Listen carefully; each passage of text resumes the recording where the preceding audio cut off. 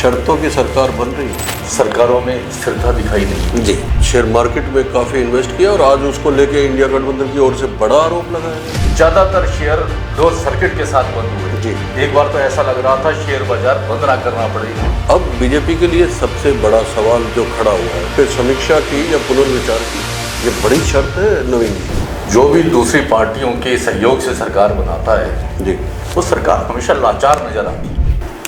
नमस्कार दोस्तों, channel 4 news India पर आपका बहुत बहुत स्वागत है। मैं हूं प्रदीप डबास। आज 6 तारीख हो चुकी है, यानी लोकसभा चुनाव का परिणाम आए 2 दिन बीत चुके हैं।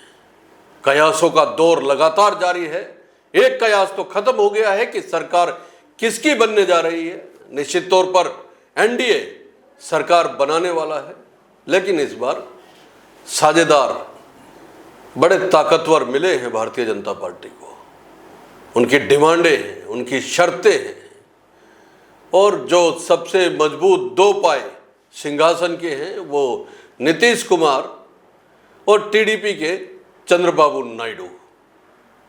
2 सशक्त ऐसे साझेदार मिले हैं जो अपनी बात रखना जानते हैं, उनकी अपनी पहचान है, और न केवल बात रखना जानते हैं बल्कि मनवाना जानते हैं। और इस बार साझेदार सरकार, इस बार शर्तों की सरकार, इस बार डिमांड की सरकार, और इस बार सलाह मशवरे की सरकार। जी हाँ, ये सारी बात हम इसलिए कह रहे हैं कि ये होने जा रहा है और इसकी बानगी दिखने लगी है सरकार के गठन से पहले ही। वित्त मंत्रालय की डिमांड की गई है, लोकसभा अध्यक्ष पद की डिमांड की गई है। अंदर के सूत्र बताते हैं कि इन दोनों को लेकर चर्चा की गई है और शायद ये देने भी पड़ सकते हैं। इस बार प्रधानमंत्री नरेंद्र मोदी जरूर होंगे, लेकिन चलेगी तो गठबंधन की है। इस बार तमाम फैसले सलाह और मशवरे के बाद ही लिए जाएंगे। और दोस्तों, 4 तारीख को जब परिणाम आए थे तो हमने चर्चा की थी कि इस बार गठबंधनों का स्वरूप भी बदल सकता है, और यह होता हुआ दिख भी रहा है। हम जब अनुमान लगाते हैं, कयास लगाते हैं, तो हम बार बार कहते हैं कि काफ़ी विचार और विमर्श के बाद, सलाह के बाद हम नतीजों पर पहुंचते हैं। काफ़ी चीज़ें देखने और समझने के बाद हम नतीजों पर पहुंचते हैं। इसलिए हमने कहा था कि इस बार गठबंधनों का स्वरूप बदल सकता है, और वो बदलता हुआ दिख रहा है। महाराष्ट्र में शिंदे के ये खबर आ रही है कि शिंदे की शिवसेना के कुछ सांसद उद्धव ठाकरे के संपर्क में आ चुके हैं। तो निश्चित तौर पर गठबंधन का स्वरूप भी बदलता हुआ दिख रहा है।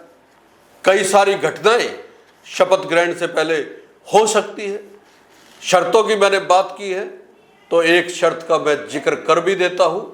अग्निवीर योजना, जो काफी महत्वाकांक्षी योजना पिछले टेन्योर में प्रधानमंत्री नरेंद्र मोदी की ओर से लाई गई थी, और ये योजना, इसको लेकर अब शर्त रखी गई है। इसको लेकर कहा गया है कि इस पर पुनर्विचार किया जाए, एक बार फिर से इसकी समीक्षा की जाए। दोस्तों, अभी शपथ ग्रहण में समय है, लेकिन ये समय क्या रंग दिखाने वाला है, आज इसी को लेकर चर्चा करेंगे। और हमारे साथ आप सबके प्रिय नवीन जी का स्वागत करते हैं। स्वागत है नवीन जी, चैनल 4 न्यूज इंडिया में। धन्यवाद डबास जी।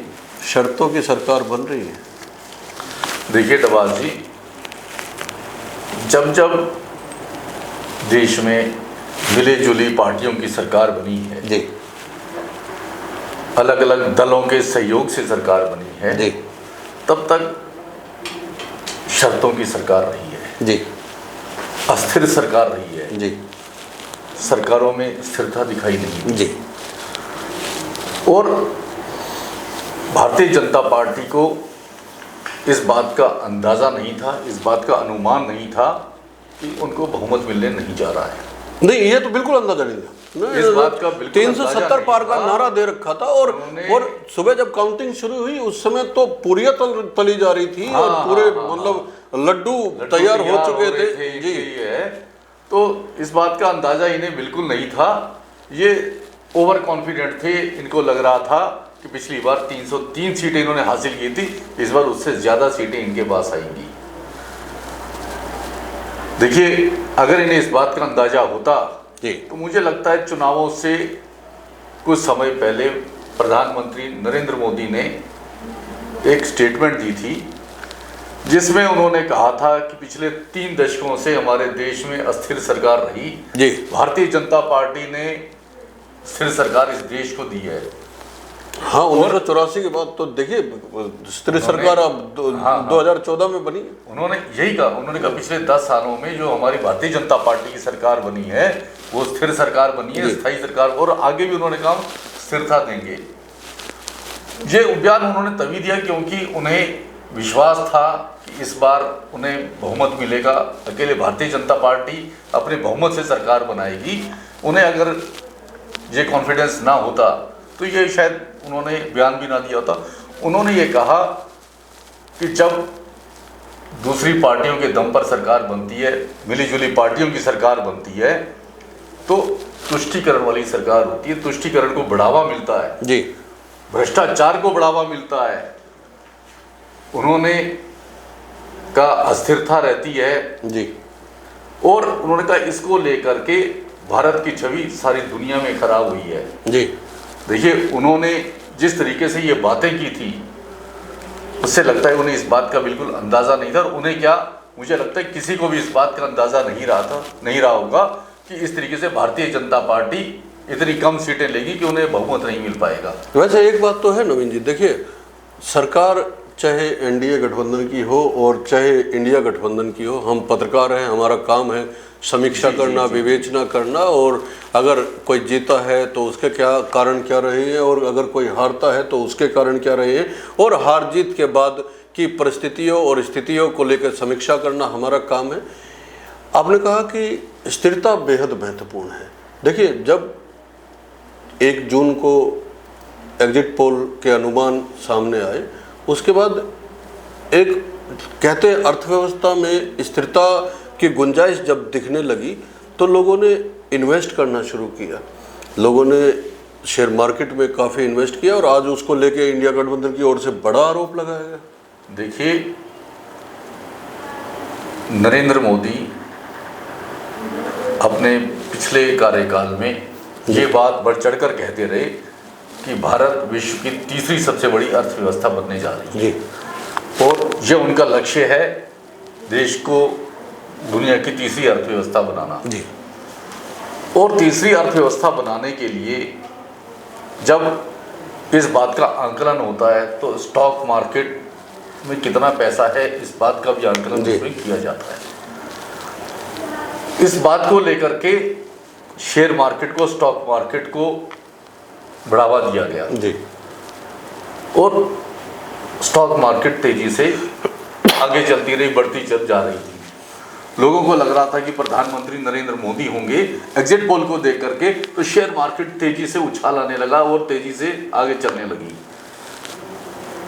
लेकिन जिस दिन परिणाम आए, लोकसभा चुनावों में गिनती हो रही थी 4 जून को, और उस दिन शेयर बाजार 4000 पॉइंट से ज्यादा टूट गया। सेंसेक्स 4000 पॉइंट से ज्यादा टूटा, मार्केट क्रैश कर गई। उस दिन मार्केट क्रैश कर गई। ज्यादातर शेयर लोअर सर्किट के साथ बंद हुए जी। एक बार तो ऐसा लग रहा था शेयर बाजार बंद ना करना पड़े कहीं, कि दोपहर बाद ऐसी स्थिति ना आ जाए कि खरीद फरोख्त बंद हो जाएगी और स्टॉक मार्केट बंद करनी पड़ेगी। और उसी को लेकर के आज राहुल गांधी ने एक बड़ा बयान दिया है। उन्होंने कहा है कि ये एक बड़ा स्कैंडल था, ये एक बड़ा स्कैम था जी। प्रधानमंत्री का नाम लेकर उन्होंने कहा कि उन्होंने लोगों का पैसा इन्वेस्ट करवाया और लोगों को उत्साहित किया पैसा लगाने के लिए, और इस दौरान लोगों का 35 लाख करोड़ रुपया डूब गया शेयर बाजार में। देखिए, ये एक बहुत बड़ा आंकड़ा है। 35 लाख रुपए डूब जाना कोई छोटी बात नहीं है।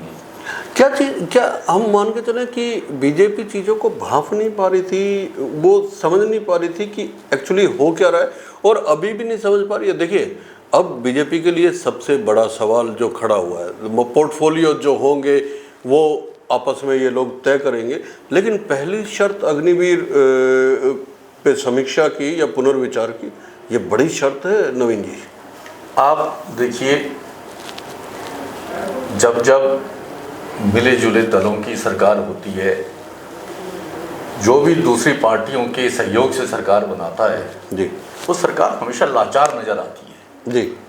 हाँ, उसका उदाहरण अब सरकार बनने से पहले दिखने लगा। सरकार बनने से पहले दिखाई देने लगा है। जी, जो सरकार अपने मनमानी सरकार चलाती थी, जी, सरकार जो फैसला चाहती थी वो लेती थी, जो बिल पास कराना चाहती थी वो लेती थी। अब ये देखो, संसद में 100 सांसदों को जो है एक दिन में निलंबित कर दिया गया। 150 के करीब, 150 के करीब 100 से अधिक सांसदों को एक एक दिन में निलंबित कर दिया गया। तो ये भी देश के इतिहास में पहली बार हुआ। पहली बार हुआ। और आप ये देखो, आज नीतीश कुमार, चंद्रबाबू नायडू अपने मनमाफिक मंत्रालय मांग रहे हैं, अपने मनमाफिक शर्तें रख रहे हैं।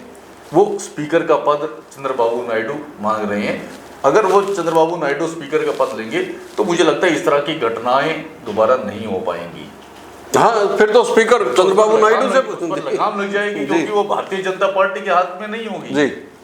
तो इसके अलावा आपने जिक्र किया अग्निवीर। जी, महत्वपूर्ण मुद्दा है क्योंकि पूरे देश के युवा तैयारी करते हैं। हाँ, ये बहुत महत्वपूर्ण मुद्दा है। और आज केसी त्यागी ने कहा है कि इसको लेकर के भारतीय जनता पार्टी को पुनर्विचार करना चाहिए।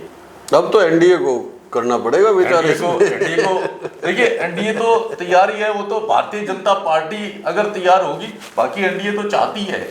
अगर ना हुई तो मनवा लेंगे। देखिए, सरकार बनानी है तो उन्हें अब शर्तें माननी पड़ेंगी। और इसीलिए उन्होंने, नहीं तो 7 तारीख को इन लोगों ने राष्ट्रपति को पत्र सौंपना था कि भी हमें सरकार बनाने का न्योता दिया जाए, निमंत्रण दिया जाए। और 8 तारीख को सरकार बनाने की तैयारी कर रहे थे जी। लेकिन वो स्थगित करना पड़ा फैसला इन्हें। अब 9 तारीख को, अब इन्होंने 7 की 9 तारीख कर दी है जी। तो आप ये देखिए, अभी सरकार बनी नहीं है। सरकार बनने से पहले ही वो प्रक्रिया शुरू हो गई है और ये लाचारी उनको दिखाई देने लगी है। तो इसका इंडिकेशन क्या समझा जाए, देखिए, संकेत क्या समझा? ये बड़े स्पष्ट संकेत नजर आ रहे हैं कि इस बार जो सरकार बनेगी एनडीए की जी, वो तुष्टीकरण की नीति नहीं होगी। हालांकि प्रधानमंत्री ने ये कहा था, नरेंद्र मोदी ने अपने भाषण में, कि जब मिली जुली सरकार होती है तो तुष्टीकरण हावी होता है जी। लेकिन मुझे लगता है कि पिछली सरकार में जो तुष्टीकरण रहा, 150 सांसदों को एक दिन में निलंबित कर देना, वो तुष्टीकरण था। अब ये तुष्टीकरण पे लगाम लग जाएगी। इस तरह की हरकतों पे लगाम, की घटनाओं, हरकतें मैं शब्द यूज कर रहा हूँ। हालांकि भारतीय जनता पार्टी के कुछ लोगों को ये शब्द खराब लगेगा, लेकिन वो हरकत ही थी। बिल्कुल हरकतें थी, इसमें कोई शक वाली बात नहीं। ऐसा किसी ने कभी नहीं सोचा था, देश के इतिहास में कभी नहीं हुआ जी। आप देखो, हमारे देश में अगर हम इतिहास उठाकर देखें, मिली जुली सरकारों की शुरुआत कब और कैसे हुई जी। 1975 में प्रधानमंत्री इंदिरा गांधी ने इमरजेंसी लागू की थी। उसके बाद 1977 में चुनाव हुए थे। चुनाव हुए 77 उस चुनावों में इंदिरा गांधी अपना चुनाव हार गई थी जी। और जनता पार्टी की सरकार बनी थी। मोरारजी देसाई प्रधानमंत्री बने थे।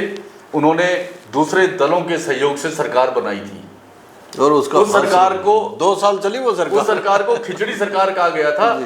लगभग 2 साल सरकार चली। 1979 में सरकार टूट गई थी। तो वहां से हमारे देश में मिलीजुली सरकारों का सिलसिला शुरू हुआ था, जो आज तक चल रहा है, जो अब फिर आगे बढ़ रहा है।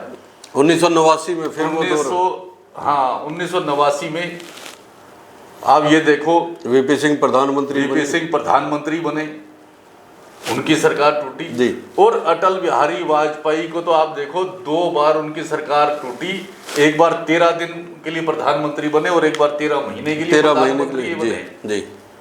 जयललिता ने समर्थन वापस लिया और 1 वोट से उनकी सरकार गिर गई थी। मायावती की 1 वोट से सरकार गिरी थी और उस समय 1 वोट से सरकार बनी थी, लेकिन जयललिता ने अपना समर्थन वापस ले लिया था। तब उनको जो है फ्लोर टेस्ट पे आना पड़ा था और मायावती के 1 वोट से सरकार गिरी थी। और वाजपेयी ने अपना प्रधानमंत्री पद छोड़ा था उस और बड़ी बात यह है कि जब सरकार गिरी थी वाजपेयी साहब की, उस समय भी टीडीपी के स्पीकर होते थे, टीडीपी के स्पीकर थे, बिल्कुल बालयोगी साहब, बालयोगी टीडीपी के स्पीकर थे। तो देखिए चीजें तो इतिहास अपने आप को इतिहास दोहराता है। तो अब दोबारा से परिस्थितियां वैसी ही दिखाई देने लगी है। एक मजबूत सरकार अब जो है वो बैसाखियों पे चल रही है। एक मजबूत सरकार 10 साल जिसने बिना किसी से पूछे और बिना किसी से सलाह लिए फैसले लिए, वो सरकार अब जो है वो फैसले भी सोच समझ के लेगी और पूछ के भी लेगी। देखिए, जहां सरकार सहयोगी दलों के दबाव में काम करेगी, वहीं इस बार विपक्ष भी मजबूत दिखाई दे रहा है। तो चिराग पासवान भी अब अपनी, देखिए हर एक वो नेता जिसका एक सांसद भी अगर चुन के आया है तो निश्चित तौर पे वो अपनी डिमांड रखेगा, उसको अपने कहीं ना कहीं एडजस्ट किया जाए, वो चाहेगा।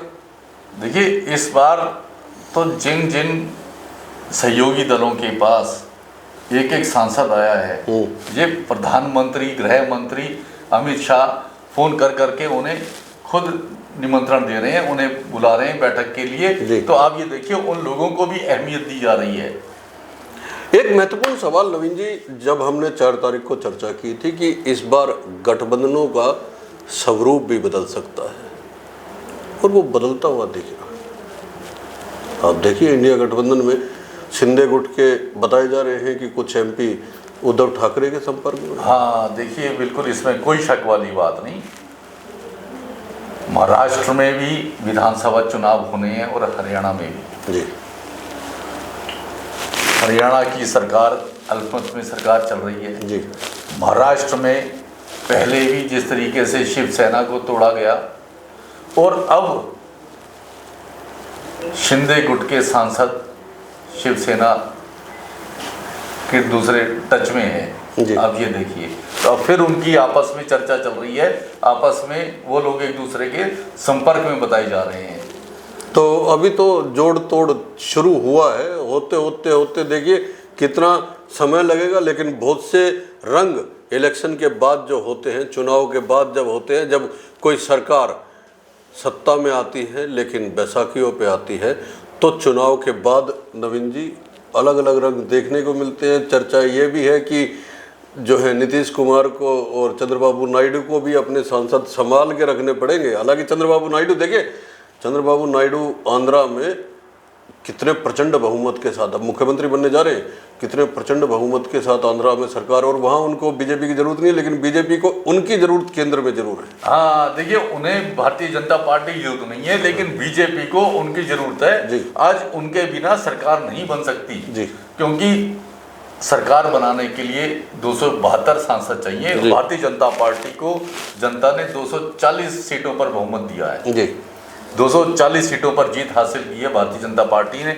32 सीटें इनके पास कम है, तो इन्हें चंद्रबाबू नायडू और नीतीश कुमार दोनों की जरूरत है। इन दोनों के बिना सरकार बनना, और मोदी जी के हनुमान चिराग पासवान, जो खुद को हनुमान बताते हैं मोदी जी के, वो भी देखिए 5 सांसद आए, उनके 5 सांसद आए हैं। तो देखिए, इन सबकी जरूरत इस वक्त भारतीय जनता पार्टी को है, नरेंद्र मोदी को है, अमित शाह को, इन सब की जरूरत है। वरना देखिए एलजेपी जिस तरह से टूटी थी, और पशुपतिनाथ पारस जब अलग हुए थे, और पार्टी तोड़ने का तो एक किस्म से पिछले कुछ समय में, कुछ सालों में ऐसा सिलसिला चला, चाहे वो इंडियन नेशनल लोकदल हरियाणा में टूटी या फिर शिवसेना जनता पार्टी को तोड़ने की कोशिश की गई, उनसे इन्होंने समर्थन वापस लिया, और जब ये अल्पमत में आए तो इन्होंने उनके विधायकों से संपर्क किया हरियाणा में। आज भी मुख्यमंत्री ने जब शपथ ग्रहण की है विधायक के तौर पे, तो जननायक जनता पार्टी के विधायक वहां खड़े थे। हाँ, विधायक वहां मौजूद थे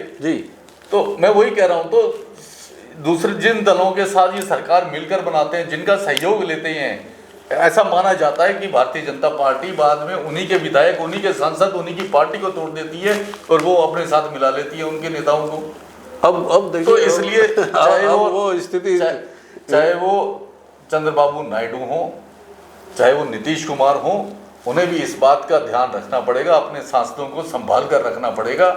और देखिए, ये आज ये अपने मनमाफिक मंत्रालय मांग रहे हैं, इसमें कोई शक वाली बात नहीं। अगर भारतीय जनता पार्टी को, नरेंद्र मोदी को सरकार बनानी है तो इनकी मांगे माननी पड़ेंगी जी। इनको इनके मनमाफिक पद देने पड़ेंगे, इनके मनमाने मंत्रालय पोर्टफोलियो देने पड़ेंगे, लेकिन इन्हें भी अपने सांसदों पर नजर रखनी पड़ेगी, उन्हें बांध कर रखना पड़ेगा। आप ये देखिए, घर परिवार में अगर सारे परिवार जब तक एकजुट रहता है तो परिवार मजबूत रहता है, लेकिन अपने घर परिवार का एक भी बच्चा अगर वो अलग हो जाए, टूट जाए, तो सारा परिवार छिन्न भिन्न हो जाता है। छिन्न भिन्न हो जाता है, इसमें कोई दो राय नहीं है। तो संभाल के रखना पड़ेगा, संभाल के रखना पड़ेगा। दोस्तों, आप इस बात को क्यों कहते हैं? हम कहते हैं अगर परिवार में बेटे की शादी हो जाए, बेटी दूसरे परिवार से आती है और बेटे बहू की आपस में अनबन हो जाए तो सारा परिवार छिन्न भिन्न हो जाता है, बल्कि उनको अपनी जान बचानी भारी पड़ जाती है। परिस्थितियां ऐसी पैदा हो जाती हैं। दोस्तों, गठबंधन का स्वरूप बदलते हुए देखा जा सकता है। शर्तों की सरकार है, अब की बार शर्तों की सरकार। किस तरह से शर्तें पूरी होंगी, कितनी मानी जाएंगी, कितनों पर समझौता हो पाएगा, ये कैसे सरकार चलेगी, ये बेहद महत्वपूर्ण है और आज इस पर चर्चा होना बेहद ज़रूरी था। आपको ये प्रोग्राम कैसा लगा, ये शो कैसा लगा, अपनी राय दीजिएगा, कमेंट कीजिएगा, क्योंकि मैं बार बार कहता हूँ आपकी राय, आपके कमेंट्स से हमारा हौसला भी बढ़ता है और हमारी राय भी बनती है। आपके कमेंट्स का हमें हमेशा इंतज़ार रहता है। नवीन जी की टिप्पणी आपको कैसी लगी, आप कमेंट करके ज़रूर बताइएगा। ये शो अच्छा लगा तो लाइक कीजिए, अपने दोस्तों के साथ शेयर कीजिए और चैनल को सब्सक्राइब जरूर कीजिए। बहुत बहुत धन्यवाद, नमस्कार। धन्यवाद नवीन जी। नमस्कार नवाज जी, धन्यवाद।